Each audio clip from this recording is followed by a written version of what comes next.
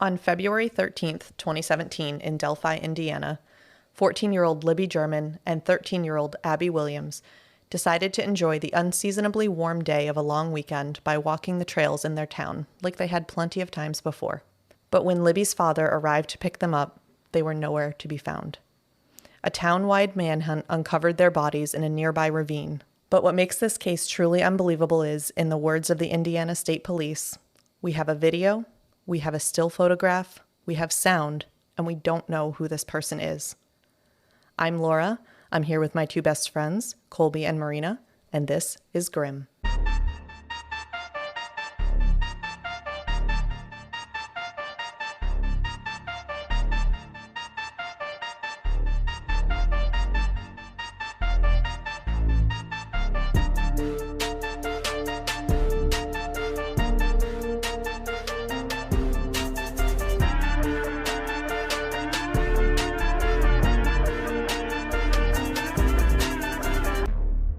Welcome. Yeah, this is a hot topic right now. It is. This yes. was already on our list because somebody told me about it and said it was their favorite case.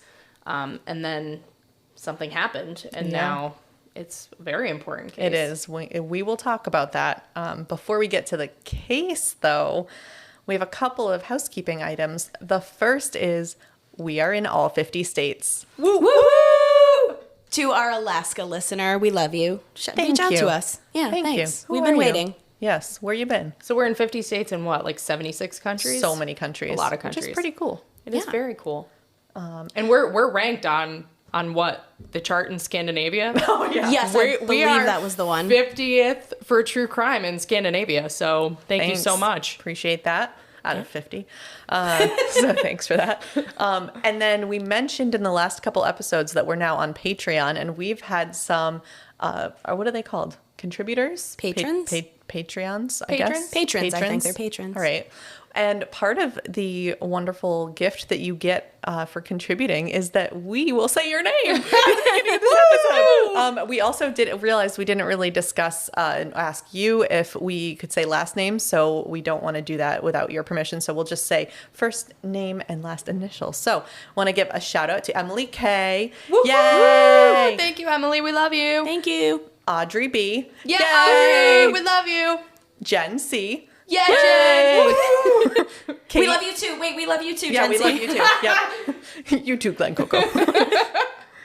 Kate C. Yeah. Yay! And Kristen. We love you, Kate. We love you too. Yeah.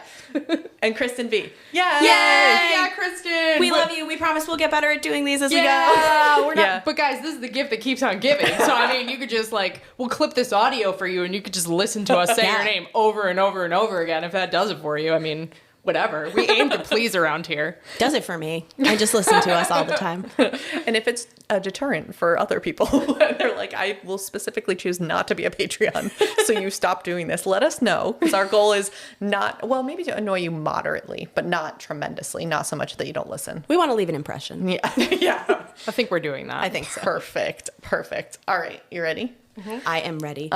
Okay, so case-related stuff. Before I jump in, I have to give a huge shout-out to the Down the Hill podcast. It's from the HLN network, which is part of CNN. They do a bunch of true crime.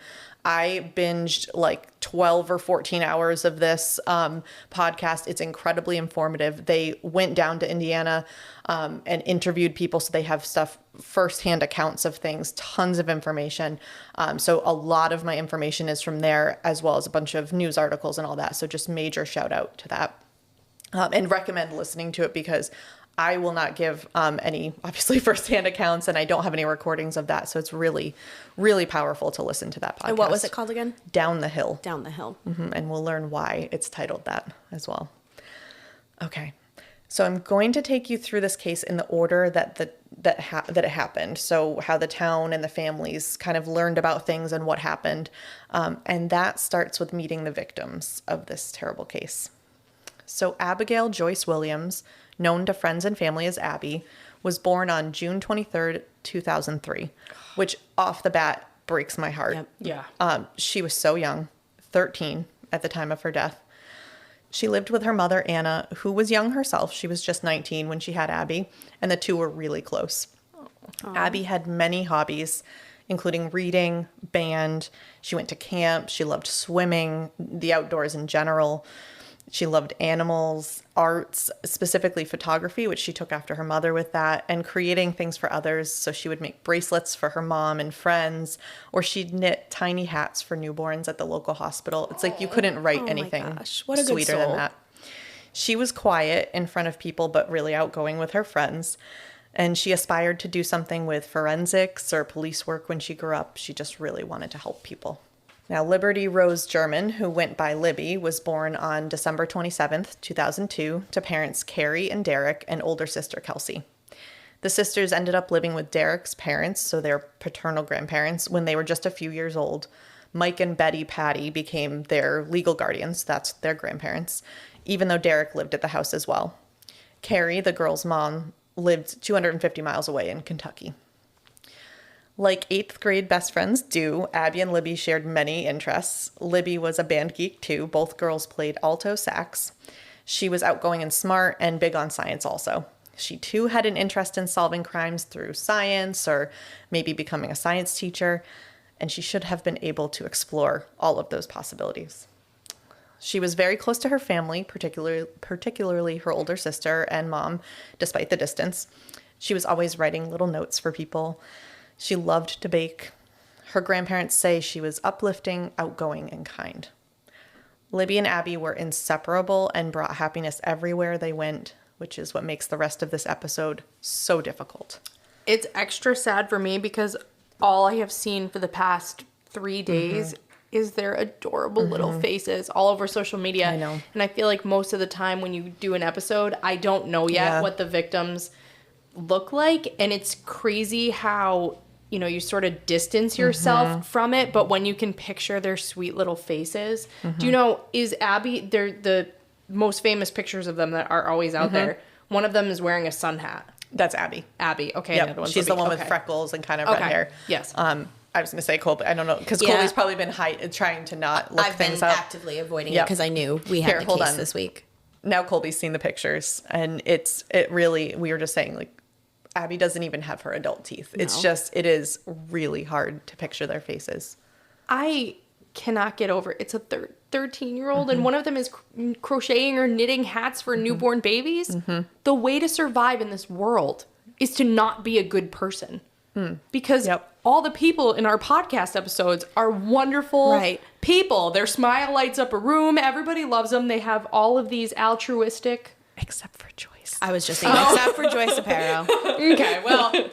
Like 99%. I think we said that during that episode too. I did. 99%. Okay. On Sunday, February 12th, 2017, Abby and Libby were in the midst of a best friend long weekend. They had spent the day practicing softball and hanging out and were looking forward to a rare Sunday into Monday sleepover because the next day school would not be in session. It was a snow makeup day. They had a number of snow days planned through the school year, and when they aren't used, the students get an extra day off. It was particularly ironic that this day had the word snow associated with it at all. When the girls awoke, they discovered it was unseasonably warm. The average temperature for Delphi, Indiana, which is where the story takes place in case you didn't get that from the title of this episode, is in the low 30s. But on this day, the sun was so warm that a 60-degree day felt like 80 degrees. And you know that feeling when it's like that first warm day after a cold, cold winter. I can like smell that type of day. When it's 60 degrees after it's been 30, you're out in t-shirts. Yes. But when it's been 80 and then it's 60, you're in sweatshirts. Yes. So it's all relative. I literally, my next sentence is the same temperature that would make you bundle up in September makes you shed layers in February. Okay, I'll get out of your brain now. No, it's okay. Stay there. I like it. But so the girls wanted to make the best of the day and get outside. So Libby asked Kelsey, remember that's her older sister, to go to Highbridge with her. So Manam. Dude. Close, but I mispronounced that. It's Monan Highbridge. So the reason I'm not really good at pronouncing it is because they all call it Highbridge. They don't say the full thing. So it's an old railroad bridge that hadn't been used in decades, and it's easily walkable from the city's extensive trail system, which itself was only a 5-minute drive from downtown, which is not entirely surprising given that Delphi is under 3 square miles as a town. Oh, wow. Or city. It's technically a city. So blink while you're driving and you completely miss it. It's a city and it's 3 square miles? It is the county seat of Carroll County. I did not Google what that was. I just know that it's important. And perhaps that's why it's a city. Okay. It only has 3,000 people in it. I would hope it didn't have a ton for 3 square miles. So the 3,000 residents are outdoorsy, many of them hunters or fishermen who would set up shop on the Wabash River or Deer Creek, the latter of which actually ran under High Bridge. And High Bridge was aptly named. It rose nearly 70 feet over the water, and it was nearly 200 feet across. Since it had been out of commission for so long, the wood was rotting and the horizontal ties were missing in places, making it quite the treacherous adventure to cross. And there's no railings on it, right? It's nope. just open? Not at all. And That's terrifying. I will post a picture that kind of shows it, and I'm going to show you now. That is terrifying Yeah. to look at. It is old railroad tracks, Yes. 70 feet above the water. Yes. And I can't imagine walking across it and looking down and seeing the water between the slats. Ugh. I would feel like my feet are going to fall out from underneath me. Yep. Or like I get scared going on my kid's playscape. It looks like it's so high up and Yeah. it's like 6 feet up. So 70 feet? No, thank you. No, that's like the kind of height that makes you dizzy, that you kind of like get vertigo. Yeah. Yes. And I think it was on the Down the Hill podcast where they said that a lot of people crawl across the first time that they go across it because it's so crazy. I would believe it. Like, imagine a brisk breeze could knock you Yeah. 70 feet to your death off of that thing. Yeah. Like, Ugh. terrifying. But naturally, many of the local kids had crossed it many times, including Abby and Libby. And in fact, many of those kids, free from the confines of school, would likely be out on the trails that day. Kids are pretty brave compared to They adults. are crazy. They That's- are crazy. yes. They're, oh my God, what's the word? My brain's not working. Immature? Short-sighted.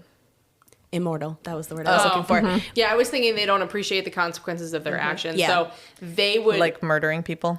they would recover much faster from a 70-foot fall.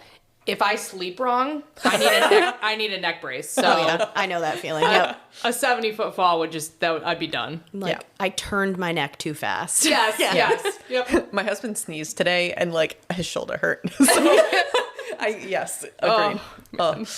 So remember, Libby had asked her older sister, Kelsey, if she would go to High Bridge with them. So originally Kelsey said no, and then reflected and thought she'd been saying no to her little sister a bunch lately. So if Grandma said yes, remember they live with their grandparents, she'd drop her off.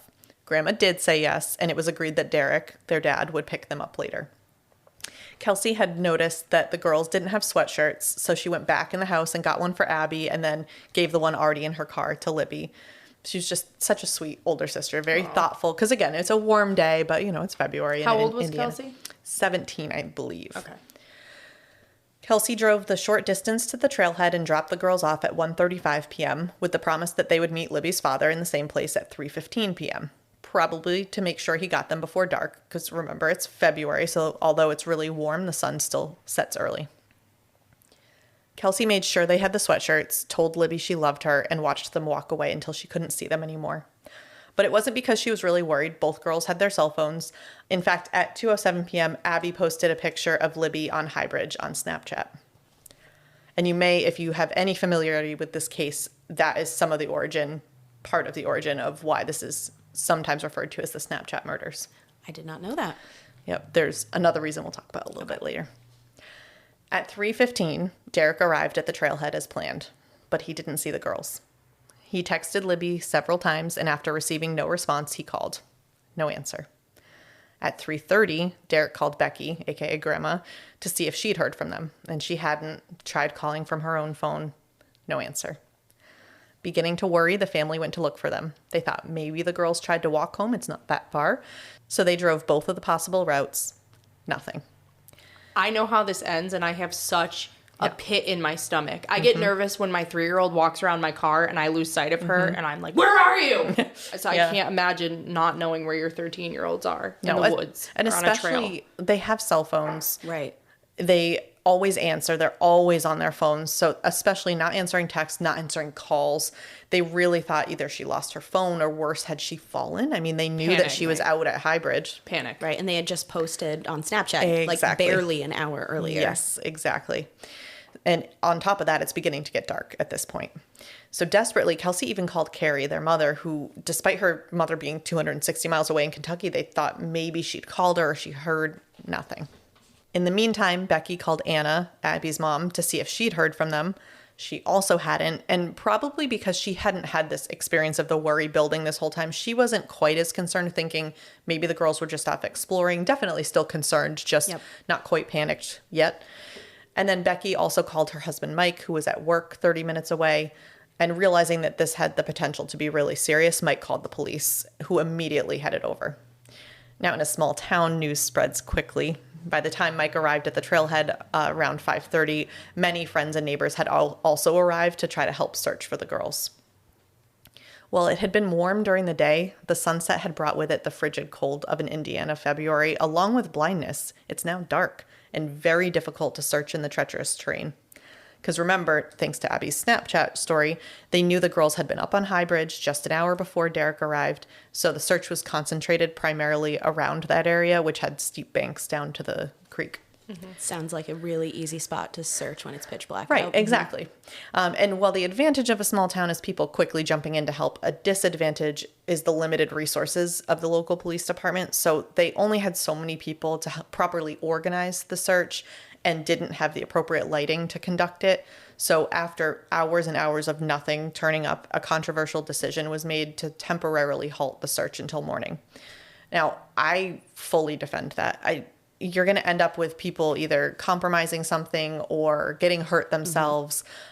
So I think it makes perfect sense why they did that. Also, they certainly didn't think it was murder at that point. They thought maybe the girls were lost, maybe injured. And unfortunately, it wouldn't have mattered one way or another. Okay, I was wondering.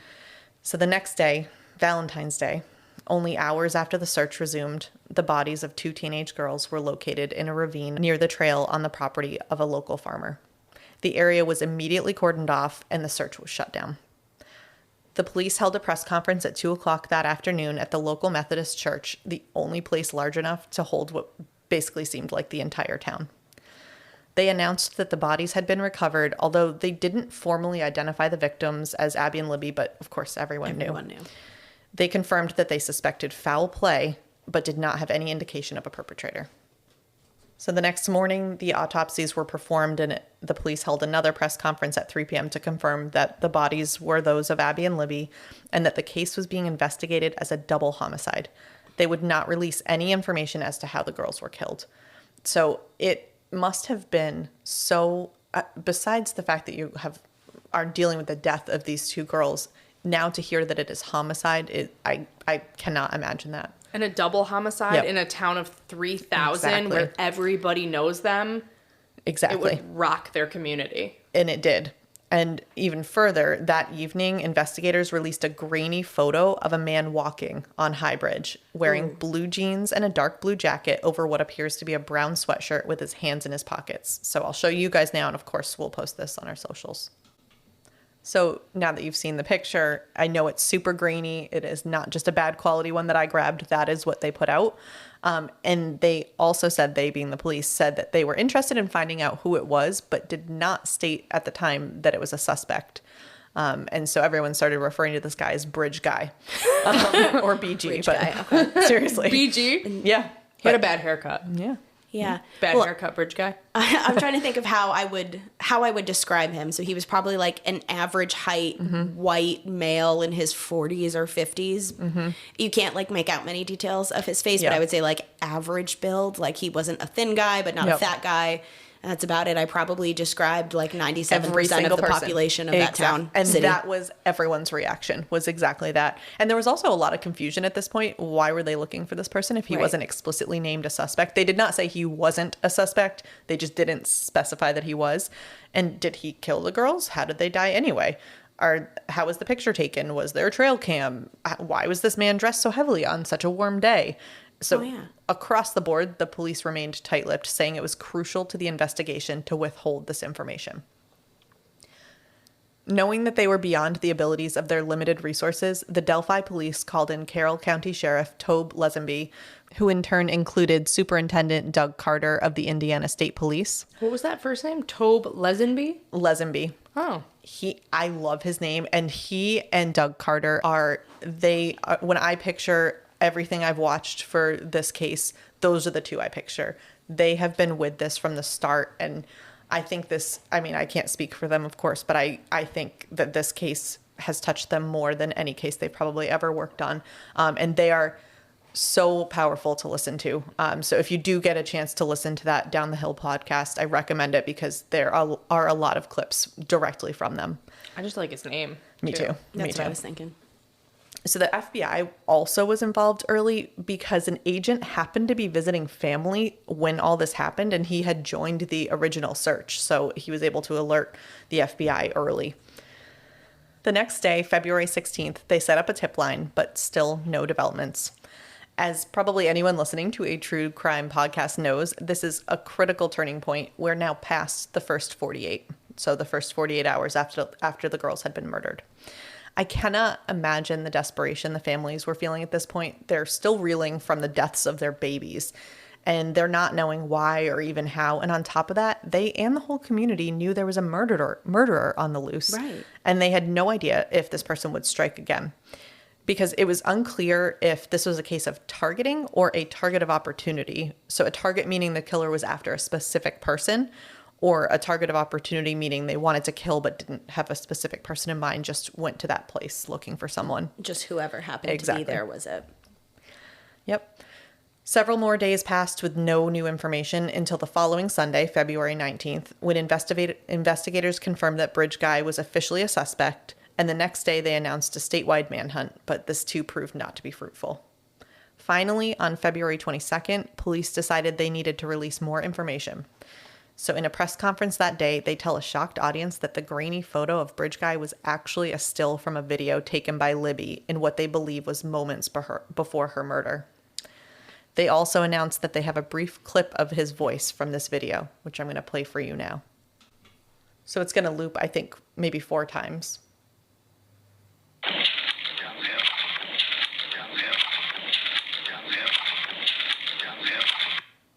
So it's saying down the hill, which I actually would never have gotten, I think, out of it had I not known that's what they were saying and that's what the person was saying.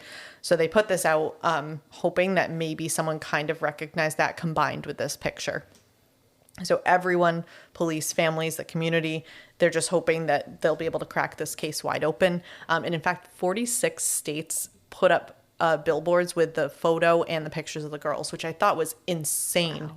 That's basically the lower 48, almost lower 46. Mm-hmm. The first glimmer of hope came on March 17th when police executed a search warrant on the home and property of Ron Logan, who owned the farm where Abby and Libby's bodies were discovered.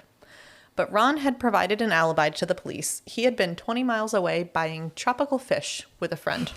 As one does. Yep. Who had picked him up and driven him to the store around 2 or 2:30. And Ron's cousin had verified this, saying Ron had returned home between 5 and 5:30. Makes sense. It would have been dumb for Ron to leave his victims on his own property. So. Yes. Yep. However, it turned out that not only was Ron's story a lie, but he had called his cousin the morning after the murders and asked him to verify the lie, a piece of information that the cousin himself told police only 2 days later.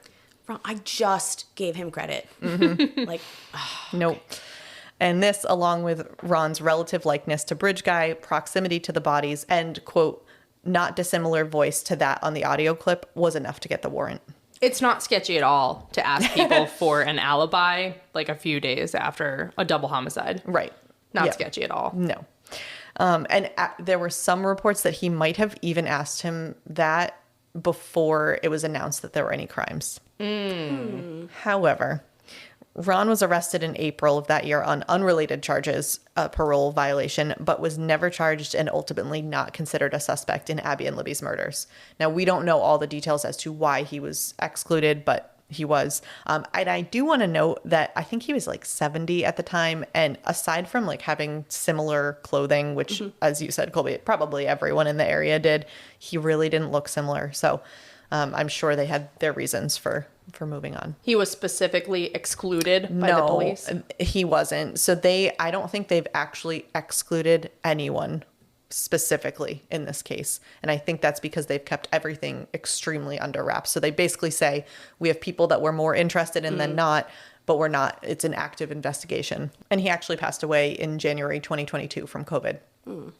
So with this avenue closed, police were looking to release just enough information to nudge the investigation without compromising it. So on July 17th, 2017, they released a composite sketch of Bridge Guy, since his face is pretty difficult to make out from the picture. So I'll show that to you guys now. And again, I'll post it on our socials. Why did they put him in a Scottish cap? So I thought the same thing. So I think that the quality of that picture is so bad. I think they genuinely thought he was wearing a hat. I think he's wearing a hoodie and he just has the hood up and he's kind of like hunched over. But the way that the shadows are falling, it does kind of look like a hat. But I had the same thought. I was like, he wasn't even in a hat. Yeah, he looks like he just came from like the golf course. Yeah. Yep. So for those listening who haven't seen the picture yet, he is wearing kind of like that newsboy cap. He looks to be maybe 40. So I had the same thought. And he has a goatee. So they did put facial hair on him. So either way, the sketch gives kind of a feeling of hope because you're like, oh, all right, I can identify him. But then it looks like probably every average white man in the area. So was probably also pretty frustrating. But Abby and Libby's loved ones plaster the sketch everywhere in hopes that, again, maybe someone will provide some information that will lead them to the killer. Another flurry of excitement happened on September 27th, 2017, when a man named Daniel Nations was arrested in Colorado. This is not a good dude. Thanks to the Gazette, a major newspaper in Colorado Springs, I'll share just a bit of his path to this arrest. So in November 2002, Daniel's mother was stabbed to death by her brother. Her body was dragged into the woods and covered by leaves, and Daniel, then 17, was living with her. June 2007, he was convicted of indecent exposure and was required to register on the Indiana Sex and Violent Offender Registry for his lifetime. July 2015, he was arrested after being caught peeping and pleasuring himself in the stall of a women's restroom at a gas station. No. Gross. Yep, gets worse. December 2019, he was arrested on suspicion of domestic battery in the presence of a child, which itself is a felony, related to punching his wife and breaking her nose. Now, throughout this time, he was in and out of jail, frequently getting out and then missing court dates and then doing something else that would get him arrested. So he's required to check in with law enforcement weekly per his requirement to register as a sex offender. So he did this throughout this time. And in April 2017, he reported his new address as a motel in Greenwood, about 90 miles south of Delphi. He checked out of this motel on May 12th, and on July 18th, investigations began into his whereabouts since he was supposed to announce where his new address was when he checked out. And a warrant at this point is issued for his arrest. Now, on August 24th and 25th, El Paso County Sheriff's Office received complaints about menacing in the area involving a man who was threatening bicyclists with a hatchet. That's extreme. Yep. Witnesses say the culprit was driving a red Chevy compact sedan with Indiana license plates. Any guesses as to what Daniel was driving? A red Chevy. Yeah, I'm gonna guess in red fact, Chevy. he was. And on September 25th, Daniel's arrested on a weapons violation after police stopped his vehicle, which had a broken taillight and matched the description. And police found a hatchet and a .22 caliber rifle in the car. On September 29th, Indiana State Police receive a tip about Daniel's resemblance to a composite sketch of the man wanted in the Delphi murders and send detectives to El Paso County to interview him. My friends, this is where the hope ends. No. On October 3rd, Indiana State Police say they, quote, cannot specifically include or exclude Daniel Nations as a suspect in the Delphi homicides. Translation, he's not our guy. And again, they are doing this on purpose. They're not excluding anyone explicitly, but they definitely have moved on from him.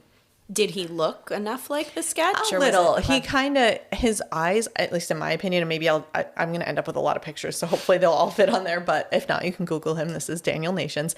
I can see in his eyes, it's kind of similar. I can see a relation. You don't look at it, you're like, oh my gosh, that's the guy in the sketch, at least in my opinion. But I could see it. And I have another question. So was there like any DNA or anything for the police to go off of? No. Nothing that we know. Okay. So the frustrating Right. thing about this case, and especially in, I say frustrating like recording a podcast is really difficult.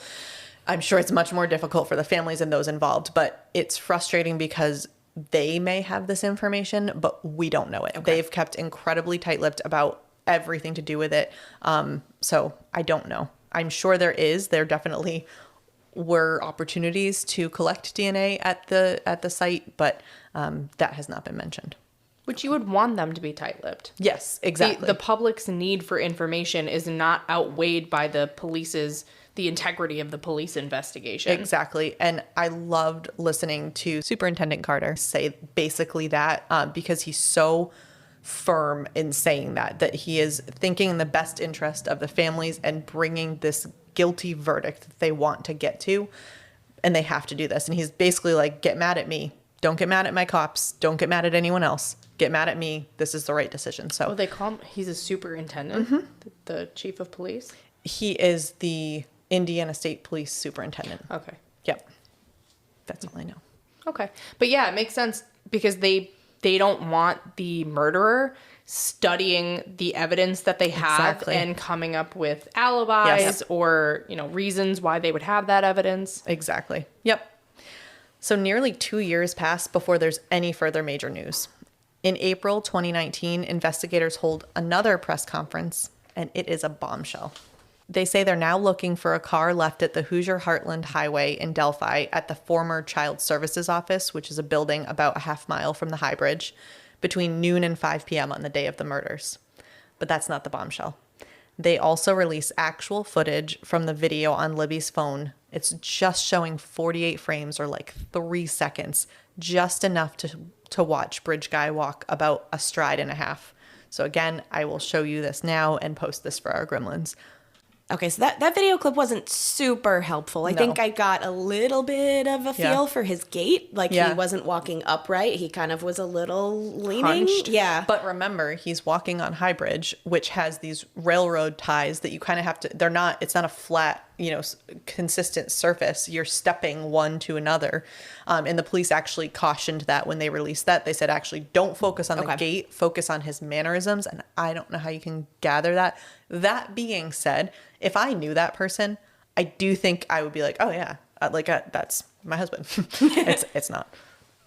Two things. One is, you said they released 3 seconds. Is there more to that video? There is. And it has not been released. The reports I read is that there's about 43 seconds.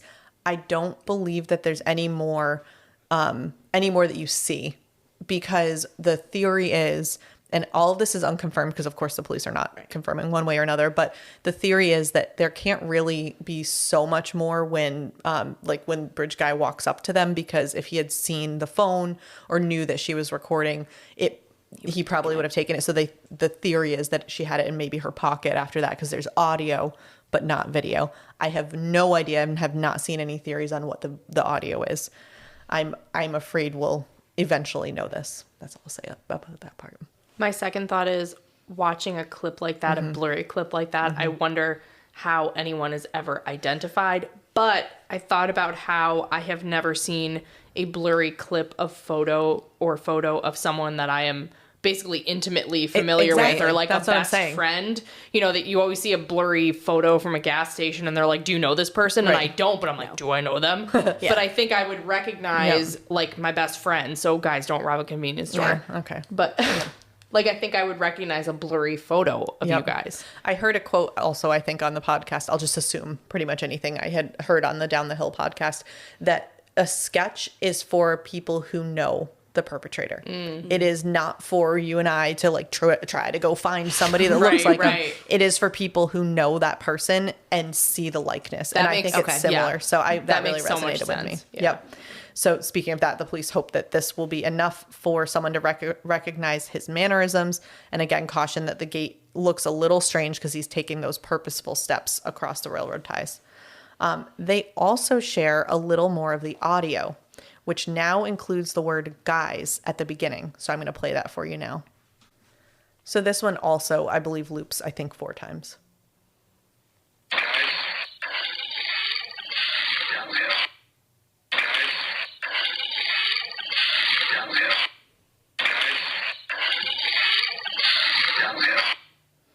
Little rough on the ear holes there. Sorry. I don't like that noise. No. I don't. It's the pterodactyl greeting in between the sentence. Yeah. Yeah. Yeah, I don't like that. So a couple of observations that I and many others have had is that when they released this, actually, the police really, really harped on the fact that it is one person in this audio clip because they almost sound different, like different people. Guys is very informal, very calm, like, oh, hey, guys, like we might say it. And then Down the Hill is much more of telling someone what to do. I think overall, something that strikes me is just how it's not a panicked, like excited statement. It's very, very calm and just like you would say, hey, can you grab the salt? Just very calm. It's almost like somebody who's resigned themselves to do something. Like it's like such a casual, like, guys, down the hill. Like that's sort of how it's reading. Like I'm not picking up any like aggression or anything like that in the tone. So one more comment about it is there isn't confirmation that sentence or those sentences, guys down the hill, all happen together. Oh. We, as the public, are not clear if that's stitched together or not. So just another thought. How dare they lead us astray? So there could be like more words in between those two, right? That we just don't know about. Okay. They definitely haven't said one way or another, but there could be. Finally, the police reveal an updated sketch. This is all in the same press conference, which is drastically different from the previous one. And once again, I will show you. Okay, we went from 40 to 30. Yep. Also, his hair does not look at all like the hair of the guy in the video. No, not at all. And he doesn't have, so for those listening who haven't seen the picture yet, so he's not wearing a hat and you can see kind of curly hair. He is clean shaven, so no goatee. It's showing a prominent chin and he appears much younger. Yeah. So completely different. Where did they get, is there more information? Like, where did they get curly hair? Because the video shows a guy with shaggy, it looks almost gray hair to me. I would argue that you can't see his hair in that in that video. It's his hood. Can we watch it one more Is time? it his hood? Like I us? need to see It's it. his hood. Okay. Okay, so we needed to take another look at the video because we were all disagreeing. What do we think he's wearing? So We had a hot debate. Yes. I think we've landed on it is most likely a hoodie that he is wearing or one of those hats with the flaps over the ears, but it does look like a hoodie to me. In the first picture you showed us and then in the 3-second video clip, to me, I don't know why somebody would dress like this, but it feels like he is wearing a brown hoodie, a gray t-shirt over the hoodie, and then a bluish zip-up jacket. And I think what we're seeing is the hoodie, not that the listeners can see, but like the hoodie pulled up over his head and kind of like leaned forward. And he's hunched over. He's hunched, yeah.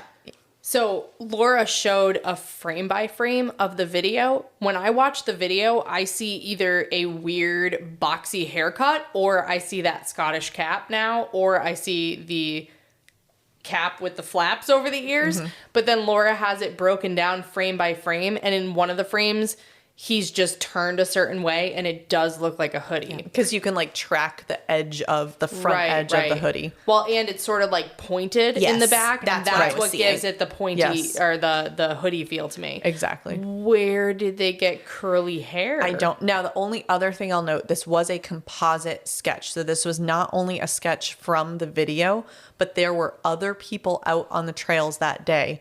And I believe that is where some of that is where they got some of this. So again, the police have far more information than we do. We are basing it only on that video, but they have a lot more. Not to mention they have the rest of the video. I don't know. There could be a little bit more video versus just audio. I don't know. Okay, so maybe that's why our reaction is the first sketch looks a lot more like the man in the video. Maybe they have some new information, but that second sketch you showed us, that's young Matthew Perry. I don't know if anybody else got that, but it's young Matthew Perry.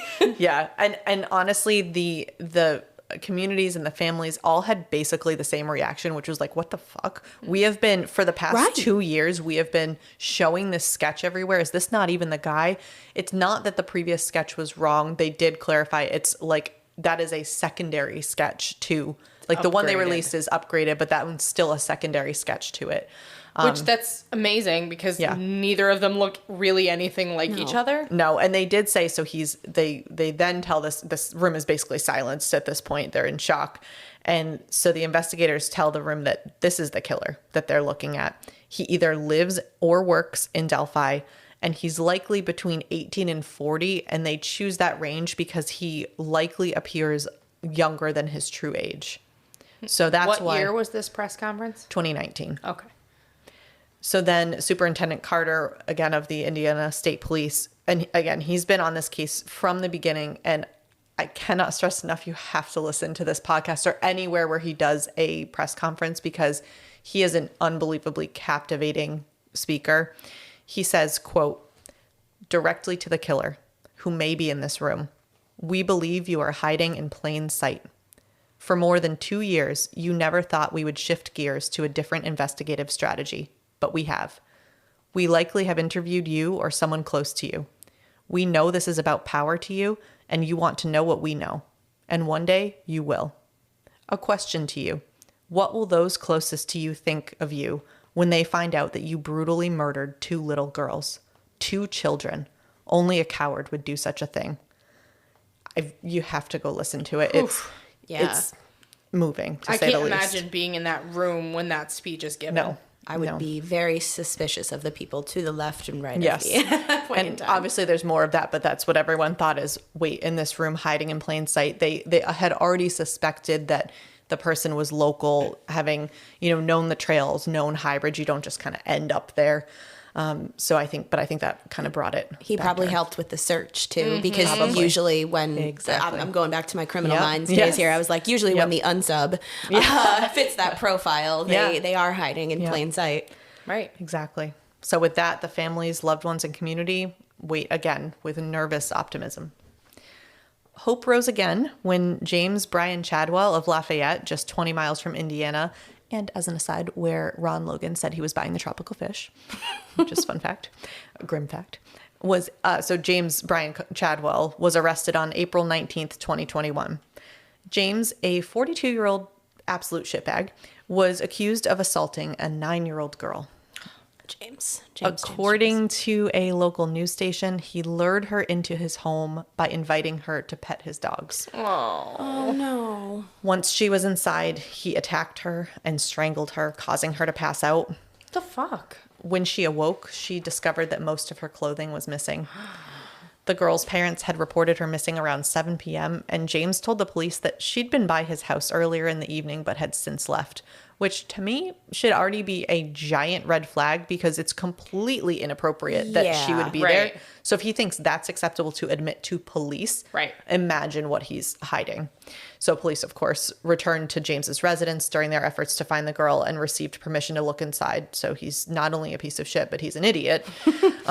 Officers found the basement door secured with a chain lock. No. When they went downstairs, they found the little girl crying but alive. Oh, fuck. She told the police that James had sexually assaulted her and then tried to kill her. Oh, my gosh. Her injuries included bruises on her arms, legs, and head, as well as signs of strangulation on her neck. She also had what appeared to be dog bites on her legs. As if you needed any further proof that this guy is, as I said, a piece of shit, here's a grim fact for you. He has tattoos of crying girls' faces on his arms. What? Like young girls. What Fuck in that. the actual fuck? Yeah. So if you Google him, you can go. I'm not going to include this one on our post because I think I'm at my max of photos. But. Also, who did those tattoos? Fuck you too, the tattoo artist that put those on him. That's a good point. Or who designed them. Yeah. Did he get him in prison? Maybe. Standards are probably lower in That's prison a fair for point. prison That's a tats. fair point. Now, unfortunately, despite all of this and initially thinking that the 2 incidents might be connected, investigators have not identified him as a viable suspect in the Delphi murders. So they thought he might have been. There was a lot of hope. And just like the other ones, he was not officially excluded, but he's not a suspect. That's gotta be hard because you just want to pin it on every piece of shit Exactly. that you come across. But. Exactly. Now, either way, James pleaded guilty to attempted murder and child molesting in December 2021, receiving 90 years in prison, and he will not be eligible for parole until 2091. Good. And good riddance, and I don't think he's going to have a very good time in prison. That's just a guess of mine. I don't think so either. Yeah. They don't like child molesters. Nope. In prison. And neither do I. Okay. So up until now, I've told you what happened in chronological order, but we're going to go back to 2017. On February 25th, just 11 days after Libby and Abby's bodies were found, police executed a search warrant on the home of Keegan Klein in Peru, Indiana, which is right next to Delphi. At the time, nothing was made public, but the police found plenty. The 28-year-old created a fake profile, Anthony_Shots, using pictures stolen from a teenage male model. He used this profile to find underage girls on Instagram and have them message him on Snapchat. That's the other reason why this is referred to as the Snapchat murders. Investigators took 6 different devices from him, so iPads, phones, that sort of thing. Some of them hadn't been used in years, but one of them had been factory reset on February 23rd, 2017. And another he had turned in days later. He claimed he didn't know where it was. And a review of that phone found that hours after police released him, the day that they searched his home, he had uninstalled Snapchat and Instagram. And the following day, Meet Me, which is another app like that, was uninstalled. And the browser search history had also been deleted on the morning of February 27th before the phone was turned in. Not suspicious at all. Not at all. People are predators, man. Yes, and he was right there. So all of this is suspicious, but wouldn't necessarily connect him to these murders, except Libby was one of the underage girls that Keegan communicated with just the night before. This is really chilling to me on, for many reasons, but also on a personal level, because I distinctly remember being probably about 12 or 13 and being on chat rooms on America Online. ASL. Yep, ASL. And like Googling pictures of girls who were older than I am and pretending that was me and talking. Now, fortunately, I at least had some presence of mind to not give any real information, but that is exactly what my parents warned me of. Exactly that. And it's just really, really chilling. Wasn't there a show, To Catch a Predator? Yes. And they used AIM? Yeah, with Chris Hansen. Yes. Yeah. So it's really, we don't know much more about that in his connection to Libby, but we do know that he communicated with her. Did they ever release like the communication log between he and Libby? No. So they just said he had communicated Correct. with her. Okay. And in fact, it wasn't ever publicly released that he had communicated with her. There is a very controversial, grim fact about this.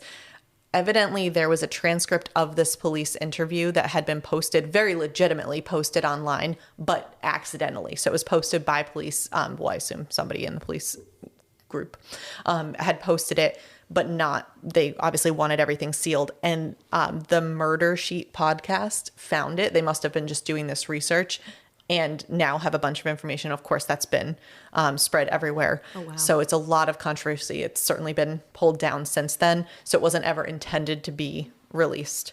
But in that interview, Keegan said it was, quote, coincidence that I happened to talk to her and that I didn't really even know who she was until after I saw her on the news. So yes, that could be possible. If he were in California, I might believe that. He is literally in the town next to where this happened the day before this happened. So we have a lot more to talk about, but that's my initial thought. Also, I'm not sure how bad I would feel about being in the wrong place, wrong time if you're already a predator. Right. Exactly. You know? That same interview said he also failed a polygraph and searched online, quote, how long does DNA last? The Google searches, man. Yeah. Well, he did clear his browser history. Okay. Come on. Stop Googling murder things. Go to the library. Yeah, really. Exactly. Can I check out DNA history? So in the months that followed, police never identified Keegan, at least publicly, as a suspect, but he was arrested in 2020 on these 30 child porn and exploitation charges.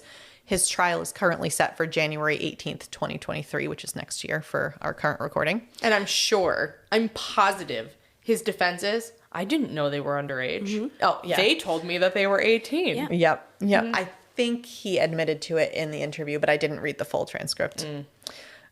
In August of this year, though, in 2022, the Indiana State Police took Keegan out of jail to question him. And around this time, they searched the Wabash River just minutes from Keegan's home. As they have throughout this case, the police would not say what they were looking for and what they did or didn't find. So we don't know what came out of that. Much like Marina's last case, if we had recorded this episode just a week earlier, that would have been the end of the episode. I would have said, this is really frustrating and I wish I knew more. Now, don't get your hopes up too much because it is not yet resolved, but it's closer. On Friday, October 28th, 2022, so just 4 days ago as we're recording this, Indiana State Police arrested a man named Richard Allen in connection to Abby and Libby's murders. You may notice we have not talked about that name at all. Yep. That was not me leaving it out. This was, no one had heard this name. No one had any inkling that this was a person of interest. So Richard would have been 44 at the time of the murders. He is a local resident of Delphi since at least 2006, working at the CVS as a pharmacy tech.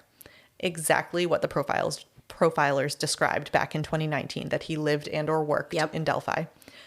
Also, the hosts, again, of the Down the Hill podcast, they visited that CVS and they noted that those composite sketches that I showed you are posted in several places in that CVS, meaning if it was him, which is a big if, I know everyone knows this, but he is innocent until proven guilty. We do not know. We don't even know what his involvement is. I'll talk about that in a second.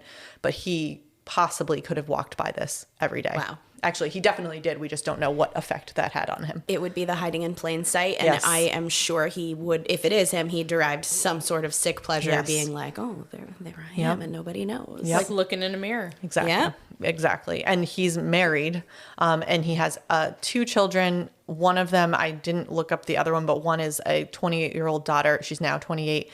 And the reason I looked that one up is because floating around the internet is a picture of his daughter on that same bridge. I don't know how many years ago, fairly recently. That he took, right? Yes. Yep. And this makes me think of part of Superintendent Carter's quote I read to you earlier. A question to you: what will those closest to you think of you when they find out that you brutally murdered 2 little girls? I think, again, we do not know anything, but I think he's saying, you have a family. Yeah. You have 2 children. You're married. What are they going to think? That's my opinion. Now, Richard has no criminal record, and neighbors and everything, classic, say they never noticed anything, just average, nothing to report. And again, the police are remaining completely silent on this, but neighbors noted that they were searching a fire pit in his backyard on October 13th. Ooh. Yep. So when they arrested him, he was just arrested in connection with the murders. It wasn't. Yep. Okay. I'll talk about that in just one second, because that's actually a very interesting point on what he was arrested on. Okay. Is it interesting? It's really interesting. Hi, I'm Marina. So we also know that Richard has a hunter's license, and that an offshoot from Deer Creek, so that's the water that runs under High Bridge, runs right behind his house. Again, none of these things individually make him guilty, just very interesting. If he worked at the pharmacy in town, though, I feel like the girls would have known him. Like, possibly, because I remember going to CVS with my right. mom, Yeah. like, pick up a prescription or just, like, go, before we were going to the beach, we'd, like, hit CVS up on the Exactly. way there and get drinks. So I'm just thinking, like, I'm going back to the video where he's like, guys, down the hill. The guys, there's, like, a familiarity there, right? Like, it just Exactly. felt more That's what I casual, felt. more laid back. So Yep. I wonder if it was him, or even if it was somebody else, like, did they recognize this person? Exactly. And obviously, Libby was the one that took the video, right? yes. Okay, obviously, Libby was skeeved out enough by this person's presence to take her phone out and take a video. And I feel like if you knew somebody and they had already kind of been somewhat creepy with you, Oh, yeah. maybe that's why she did it. Like, oh, this guy's so Yeah. sketchy. Like, just in case, let me. Yeah. Right. There was one part, again, on the Down the Hill podcast, that said, I think it was from Mike, her grandfather, who said that was the kind of thing that she would do, is like, if something sketchy happened or something like weird, she would take a video and then come back and be like, oh, look at this. This is what happened. So it's also possible she maybe didn't think it was going to be that bad, but just wanted to record something. So lots of possibilities there. But yeah, I think that's a really good point. So we talked very briefly about the fact that he was arrested, but on what charges. And this is really interesting. Is it? Is it interesting? So interesting. Sorry. Richard was arrested on 2 murder charges. So that was for Abby and Libby. But the probable cause and charging information is sealed. Why this is important is partially because the probable cause would reveal so many details that we desperately want to know, but are being purposely withheld. But also because of how murder charges work in Indiana. Per state law, there are no degrees of murder. So no first degree, second degree, whatever. It's just murder. It's a murder charge. Even when it comes to being an accessory. So if you are an accessory in murder, it is still a murder charge. So because we don't have any details behind this, he could just as easily have been an accessory or something to that effect, and we wouldn't know based on those charges. Do you know what that is? No. It's interesting. Oh, I know. I was like, oh, is there a fancy name for it? I thought it was going to be a legal term we were going to learn. No. Sure. That's interesting. I told you it was. So we have no idea what his involvement was. We don't know if he's bridge guy. We don't know if they think that he was the killer. We don't know any of this. Okay. I looked up a photo of him, and I can't help but notice that his head is shaved. So I'm wondering about the curly hair. Yeah. And I'll pause and show Colby. And this, of course, will be on our socials. So, I mean, I can see a similarity. Obviously, he has, you'll see the picture, but he has a goatee. I don't know. Again, I think it's those sketches and all of that is for the people who know him. So, and I'm quite sure that the police have far more information than we have. So, how many pictures are we up to? Because there's a 10 picture No, cap that's why I'm on like, Instagram. I might post this, I might not. I think I'm under for the ones I said I was going to post. There's Google for our gremlins if we don't exactly. post all of them. So we did take a look at Richard Allen. We took a look at the man who was just arrested. And I would say that he bears far more resemblance to the first sketch that was released. So the 2017 one. Yep. He does not look at all like the 2019 update. No, agreed. Granted, his head is shaved, so we don't know. But again, we don't know if they're implying that he's bridge guy. They did not say any of this. And again, just because he was charged with murder does not mean they think he's the killer. And they specifically said, we are not done with this. It's all still active. I would say if I had curly hair and they released an updated sketch with curly hair, I would shave it. Yep. Yeah. That would be my first move. For sure. So although we don't know his involvement, we do know that he had a preliminary hearing where he pled not guilty, and he has a pretrial scheduled for January 13th, 2023, and his trial is March 20th, 2023. So the host of the podcast also noted that this is rare to announce someone's arrest and their trial date all at once. My gut tells me that's true. I'm looking at Marina. Is that uncommon? I don't know about other states, but I can tell you right now that they do not set a trial date in Connecticut when you are arraigned. Very They interesting. push it. You have multiple court hearings. They push it out, and then it gets scheduled when they know it's going to trial, because most cases plea out. Right. I think that the police are playing a chess game, like a 3D chess game in this, and that they are so many steps ahead. I don't know if it's only Richard Allen that they have in their sights. Is Keegan Kline in their sights? Is there someone else?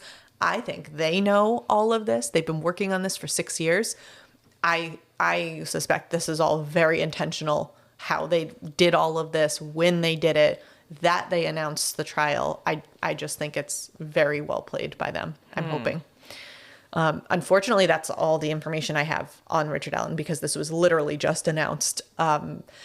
I very much expect to have an update in a future episode on his charges as they come to light. And the trial, I think, is going to be really probably very hard to listen to, but incredibly revealing, because I think that's when all of this, all of the questions we have right now should come to light. Right. Even the autopsy, even the details of the autopsy will be devastating. We don't even know we don't know the manner of death. We don't know what happened. That's so unusual to me, Exactly. actually, thinking about it. I get that you keep information back, but I think most cases in Connecticut, they release the manner of death. I mean, the news...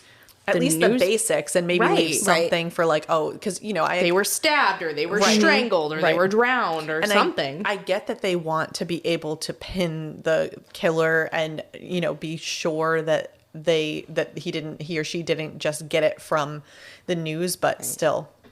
It is strange, because I was going to ask you before we wrapped up, like, after this arrest was made, did they release any additional information? Like, were you just, like, playing your cards close so we didn't jump ahead or something? No, that is crazy. They literally said that at the press conference yesterday. So they had a press conference on all of this, and everyone tuned in. I mean, it was on, like, ABC. Everyone tuned in hoping for some information, and that is what Superintendent Carter said is, I know you're here wanting to hear the details. We can't give them at this point. I will say Ron Logan's home was searched back in February 2017. So there was an affidavit from that search that was publicized recently. And it did reveal a few unsettling details, as well as a couple I'll add that I learned from the Down the Hill podcast. Shocker. Just want to give them credit. They did. It's really great. The affidavit indicated that, quote, a large amount of blood was lost by the victims at the crime scene. 2 articles of clothing from one of the girls were missing from the crime scene while the rest of their clothing was recovered. It appears the girls' bodies were moved and staged. I don't like that. There were no signs of a struggle or fight. Oh. And they suspected that the murderer physically removed something or took photos to memorialize the crime scene. Okay, I hate that. And also that lends credence to Colby's theory that they knew. They knew him is what I think. Yep, exactly. But a town of 3,000 people, you probably know everyone, right? Right. And nor do you think anything's going to happen. So even if you don't know them really well, maybe you're thinking it's a little creepy, but you certainly don't think they're going to murder you. No. And especially not at 13. Right. No, you probably are just sketched out because you think like this is dumb, but there's like the shoe guy where I grew up, and like he was a homeless man who was mostly harmless, but he had like a big shoe fetish, and like if you were at the mall or at the movie theaters, he would approach you and like literally ask you for your shoes or to see your feet. So I'm ahead of it. He's really ahead of his time. Ahead of his time. I could have charged him, man. I missed out. I'm thinking of myself back then, like as a young teenager, and like seeing this person, and I could definitely like. I wouldn't think he was going to really harm me. So I might like stray away, or I might take a video of it to like show my friends later and be like, oh my God, guys, I had another run-in with this guy. So it's just giving me this vibe that they knew this person. They probably didn't fully trust them. They probably suspected that like something was a little off with this guy, but I feel like he was familiar to them. Yeah. And I think the location is pretty important too, because depending, again, the podcast goes into, and many places go into, where they were on the bridge. There were only so many places. Like, it doesn't just go one end to the other and then you can just hop off and you're fine.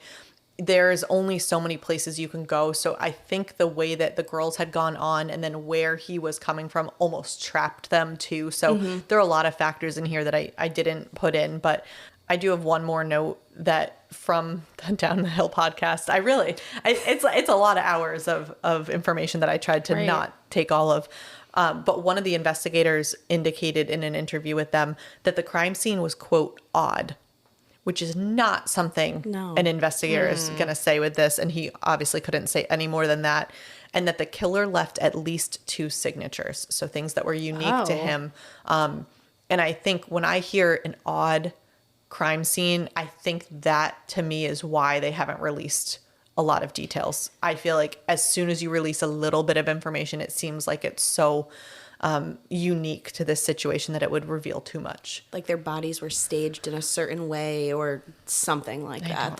Yeah. When you say signatures, though, I think serial killer. Like I would think Boston Strangler with the pantyhose around the neck, or and it doesn't have to be. I think it's just things that are above and beyond the necessary things to do to kill someone. So it's not that you have to be it happens every single time, although it is likely. But it is like if you need to stab someone to kill them, that's it. But if you always marked an X on their arm, that would be a signature. Yeah, when you say signature, though, it sounds to me like they've murdered repetition. Yes, other people than just these 2 girls. I did have another thought just now, and I don't know why this didn't dawn on me earlier, but you said that there were really no signs of a struggle.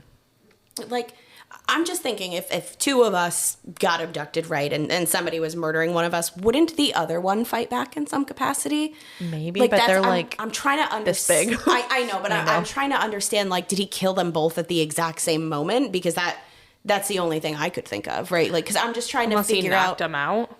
Maybe. Yeah, that's a good point that I don't know how they could have run. One of them could have run, or maybe they didn't, maybe they didn't know the gravity that it was. Maybe they thought it was just an attack and not that it was going to kill one of them. And that's why they stayed to not leave the other person. There's just, I don't know what I would do if I were being murdered. So I can't imagine what you would think at that age. I know if you were being murdered, I would attack the shit out of the person Yes. who was murdering you. Yes, you would. They'd regret choosing the two of us. I appreciate that. I would get murdered myself, but they wouldn't have a good time. It would be a bad murder experience for them. But wouldn't then there be signs of struggle? That's what I'm saying. Something. Yeah. DNA Something- under the fingernails or anything. Now, I'll also know, so I would assume that they know all they're going to know about the crime scene back in February. But that affidavit was from February, so it's possible that they've learned more since then. I don't know. It was very... I also think the purpose of this was for the search warrant for Ron Logan's home and property. I wonder if they are grabbing everything possible and adding details just to get the search warrant. So I wouldn't take this as these are all the details that we know of the crime scene. I think these were very specific just to get that search warrant. At least that's my thought. So, I mean, I'm desperately curious as to what happened. I haven't really followed a trial. I've usually watched it after, or I catch up on it. I think I'll be glued to my TV screen with this trial. I desperately want to know the details. I think for me, I am just most blown away by the number of details and the information that the police have been able to keep under wraps. Yes. The fact that nobody leaked anywhere, and trust me, I Googled it, nobody leaked how they died. Nobody has leaked this. And I guarantee you, if it was out there, it would be on the internet. Somebody would put it out there. And I'm just thinking of any Connecticut case. Not that there's a ton of murders in Connecticut, but that is the first headline. Exactly. You know, chief medical examiner gives a press conference on manner of Cause death of and death. Right, autopsy right. results. Exactly. They don't keep anything secret in Connecticut. Actually, let me give you a very recent example. We had the first homicide in our town in multiple years right. occur last week. And they said that the victim got into a car accident, and then immediately they were like, cause of death was a gunshot wound to the torso. They didn't really give any more details about what happened with the accident. Maybe they don't know yet, but it's almost like the first thing they release here. Exactly. Right. Yeah. So I don't know. I don't know if it's just a really aggressive tactic to ensure a guilty verdict, or is it really this unbelievable crime? Signature It kind of. feels that way. Like it feels like we're listening to a movie. I don't know. A little bit of me, I kind of hope, I guess, for the sake of the families, that it is really that they were just holding it all back. I'm hoping that it will be anticlimactic, that all this comes out and it isn't that the crime scene was that crazy. It's just that they kept it all in order to ensure a good trial. But Do you think the families don't know these they details? do not know the details. Oh my gosh. man. I would Literally be no one knows. banging Yeah. down the door for that autopsy Oh, report. Yeah. So I mean, yeah. So they also have said that the public can continue to send in tips, so that this is all still active. I think they're still gathering information. That also makes me a little bit believe maybe there's other things that will happen. I mean, we know that Keegan Kline is having a trial, not for this. So I don't know. I guess you'd have to have another trial if they're not bringing the charges if they're not bringing the murder charges. So I don't know. I think a lot to come, but I did want to share. I don't know if any of our listeners are in that area, but I still wanted to share the information. If you have any information, the FBI tip line is 844-459-5786, or you can email to Abby and Libby Tip at cacoshrf.com. And of course, we'll put this in the show notes. Also, as all of this unfolds, the family are doing their best to celebrate the spirits of these young girls. So there will be a sports complex built in their name, the Abby and Libby Memorial Park. Aww. And there are a ton of ways that you can support them on their website, abbyandlibbymemorialpark.org, which again, I'll put in the show notes.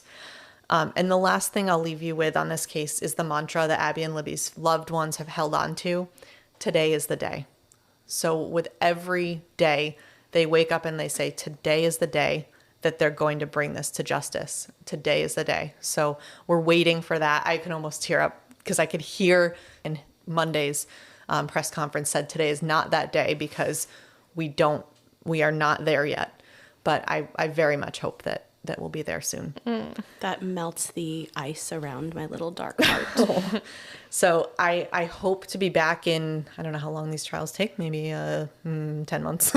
But I hope to be back with a really positive update, but we'll be back, once we have enough. So Anything else you want to add on the case before we get to our lighter-hearted things? I understand how you guys feel when I bring unsolved cases to you, because even though there was an arrest made, I feel unsatisfied with how we're closing this episode. I feel like there's a lot more information that I want, and hopefully someday we will get. It's just the beginning, really. I think it's harder because the information is known. Yes. And they just won't give it to us. Yeah. In other cases, the police didn't fingerprint or they didn't DNA test, and the information doesn't exist. The information here exists and we just don't have it. The information is known and it's data that exists and we want it. If it's a fact or information that exists, we must consume it. We must consume. Some would say that the truth is out there. It is. It's It's good. And that's a good transition to the lighter end of our podcast. So you heard the shout outs at the beginning of the episode. We will see if anyone listened past that or if they shut it off at that point. But we are on Patreon. I also thought I would just briefly describe it because I only kind of recently figured out what Patreon was. So if you aren't familiar, it's a subscription where you can get special stuff. It depends on who is putting the Patreon on. So for us, depending on what level of contribution you do, you can get bonus episodes. You can get access to our Discord server where we just chat and send memes and do fun things. So lots of cool things. And you can check all the grimmy details by searching Grim, a true crime podcast on Patreon. Also, I promise that we are working on making real merch available to you guys. We are just doing our due diligence. Marina made us. I'm just kidding. No, I'm just ripping my hair out. I'm technologically challenged when it comes to this piece of it, and We're I'm trying. We'll get it, guys. We'll get it. Trying as hard as I can. We want to make sure it's quality stuff with a good ordering and shipping experience. We don't want to put out crap, so stay tuned. And the best way to do that is to follow our socials. And that's where you can see all the bazillion pictures that I'm going to be posting. You can find us on Instagram at Grim Crime Podcast, and on Facebook, just search Grim, a true crime podcast. Not only do we post the photos, but we also share, of course, funny reels and memes and that sort of thing. As a reminder, we're streaming on just about every platform. If there are other places you prefer to listen to us and we're not there, let us know. We'll take care of it. Like if you listen on Dinglehopper and we're not on Dinglehopper, let us know. We'll get on there. Got to get on that DH. Is that from A Little Mermaid? It could be. I think so, right? Yeah. Anyway, you can send us an email at grimcrimepodcast@gmail.com. And that's also where you can send case suggestions or DM us or however you want to reach us. And wherever you do listen, please rate us. I know I rarely rated things before we started Grim. I didn't think it mattered that much, but it really does. And I always try to remember it only takes a second. What takes a little longer, but is even better, is a written review. So if you can do that, that's awesome. That helps people decide whether or not they want to listen to us. It also makes us day. It does. Oh, no. It also makes our day. We screenshot and share every comment. We really do. Every single one. It makes our day. So if we make your day, can you make ours? Yeah. Thanks. Not by yet. You wanted to say it. I wanted to. It was almost coming out. It's close. So thank you for being here. And remember, listen, learn, and stay alive until next time, because the future is grim.